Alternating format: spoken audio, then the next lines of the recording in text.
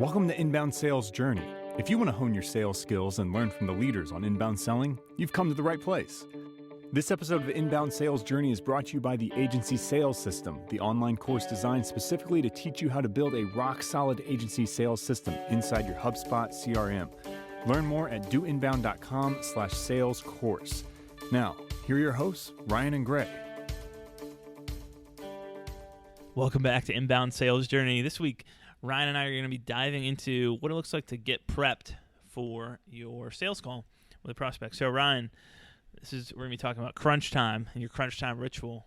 What do you do in those 10 minutes before you jump on that first call with a prospect? So let's go ahead and dive right in. I'm going to kick it over to you, hear what you do, and then I'll take over from there.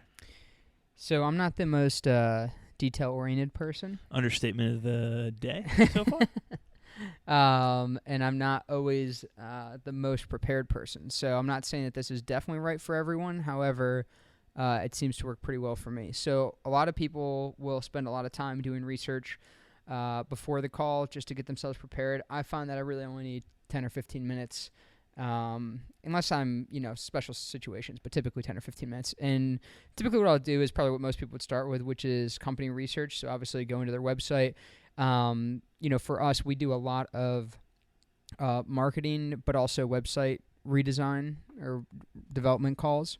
So depending on if I know going into it what type of call it's going to be, I'll focus more on their website or check out, typically I'll check out their blog and things like that and kind of see what they're doing. Now, what I always have found helpful for sales calls and the reasons that I start there on their company site is I always like to just have just a couple of quick what seems to be obvious to us and people who are in this space, just pointers and things that they could improve right away, just in my back pocket, that I can just share with people, just show a little bit of added value right away on the call. It's not always I give this consultation and this is what you need to change and stuff, but just some helpful things. It's good to know some areas that you can point out where they need help. And it also kind of gives you an idea of where they're starting from. After you get on these calls and do this over and over again, you start to kind of realize and pick it up a little bit faster. And then what I always do is I figure out who I'm talking to. Usually you're going to have that information available.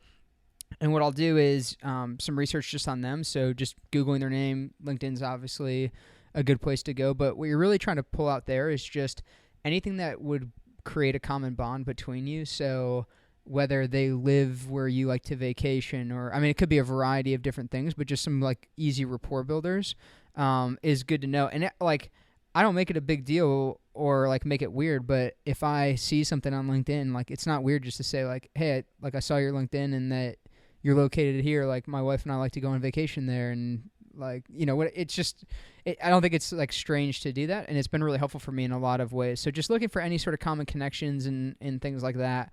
So usually for me, it's research the company, get a sense of where they're at, focus a little more on their website. If it's a website redesign project, definitely check out their blog and things like that if it's marketing, and then go for the individual person, LinkedIn, those types of things to help me build a little rapport, give me some sort of edge. Nice.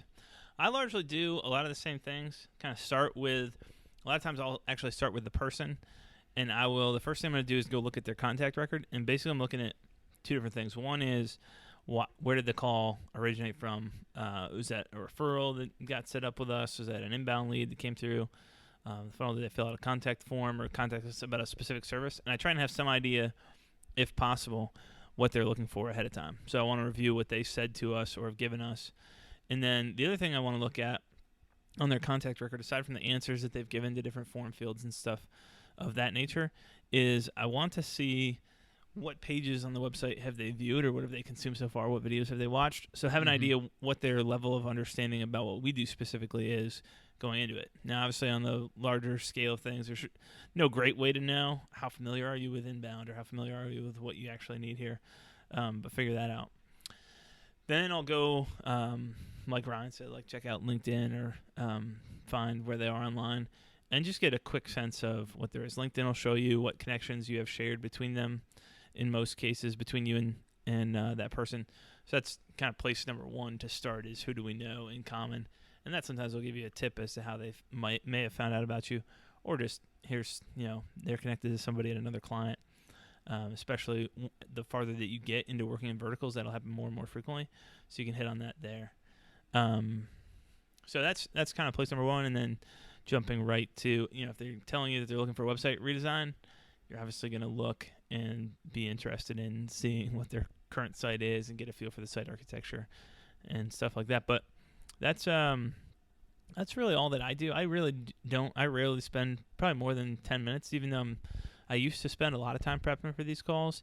Mm-hmm. Now I really don't. I spend just a quick amount of time to cover those basics, get prepped for the call, and then jump on. The other thing that I'll typically do, if we are having a call and a lot of times you send somebody your link and they'll schedule it for 4 or 5 days later, I'll try and make sure that if I don't have an automated reminder going out, that I shoot them a reminder and either schedule it for like an hour ahead of time or shoot it out half hour, 15 minutes, something to make sure that they know when and where we're meeting. So that's the one other piece that goes into my pre-call ritual. And then right before I jump on, I'll pull up, obviously have their website up, turn on Do Not Disturb on my computer, trying to reduce notifications and close down unnecessary apps in case we're going to be screen sharing, which in a lot of cases we are. And then from that, I'll also make sure I have their contact record pulled up. And if I'm using 2 separate screens, I'll have that on a separate screen than the one I normally share on. So just the normal things that you go through before a conference call to make sure you're ready to rock and roll. So that's what I have, Ryan. Is there anything weird that you do? Like some people talk about the power pose where you're kind of Supermaning for 2 minutes at a time. Anything you do to get yourself psyched up for calls? Or is it I'm kind of to the point, I never really have gotten into that. I don't know how popular that is for meetings, but I know some people do that. Yeah, I don't do anything like that. Just grab another Cheeto? Right. I'm just kidding. No, I mean, for me, honestly, the less like pressure or like thought like that I put into it in the beginning, I feel like the smoother it always goes. Less hype. Just kind of roll into it like your next thing. But I think that it is important. Like some people don't do any prep and stuff for calls. I would just, if you're not doing any prep for the calls, or on the opposite hand, if you're doing like a ton of prep for the calls, just for us, like, both of us have found we're pretty different people and sell differently, but like 10 minutes is really all you need. And I think that's a good, just have a little crunch time before, do your research. I mean, it really can be the difference between losing and winning a sale. Like if you get an advantage of that really helps you with rapport in the beginning and you start and have an awesome beginning to that call, odds are it's going to go well later. So I think definitely have some sort of crunch time beforehand. So hopefully it was helpful to hear what we do, but... I'm going to make just a couple other notes, and we'll wrap up here, Ryan. If you are jumping on a call and you're bringing somebody else into that call to help you out, you're talking about a website redesign and you're bringing on somebody from the technical team to help you out, you want to make sure that you spend a little bit of time with them so that they understand the context ahead of time. Make sure they've read through any notes from the last meeting and that you've given them a quick debrief on what to expect, what the situation is, so that you guys are on the same page jumping into it. Mm-hmm. And then the other thing is, if you're jumping into a second call or a third call, you've got a call from prior times. You want to review and make sure you took care of all your homework, that they took care of their homework. Especially, we've talked about assignment selling before. Typically in our sales process, there is homework, definitely on the client side and sometimes on our side, depending on what the situation is. So make sure that you review that, and that's kind of fresh in your mind as you're ready to jump in.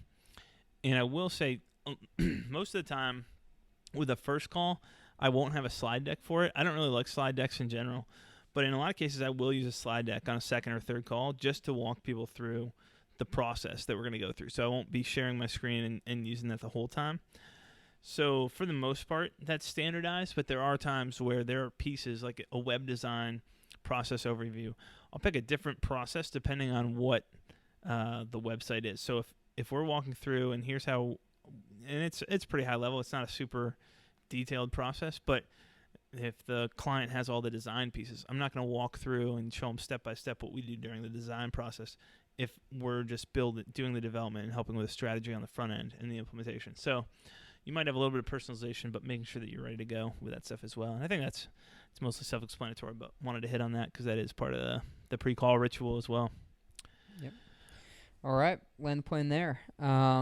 Next week, we are going to be talking about selling with metaphors. This is something, Gray, that we came up with on our own as a topic. It wasn't user submitted, but something I'm like really excited to chat about, because metaphors, whether it's been when I was selling houses or transitioning into selling inbound or even software, has been really, really helpful in communicating different ideas and new concepts to people. So we're going to chat about how we do that, and maybe give you some ideas as to how you can use metaphors during the sales process to really help convey some serious value to people and help with that. So that will be next time. Until then, have a great week and keep on selling.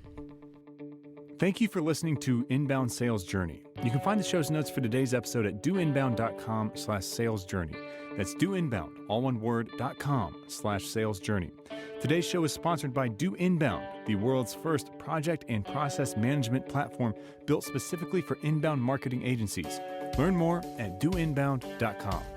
If you enjoyed this episode, why don't you head over to iTunes and subscribe? Make sure you leave us a review of the show. Until next time, remember, life is a journey. Keep moving forward.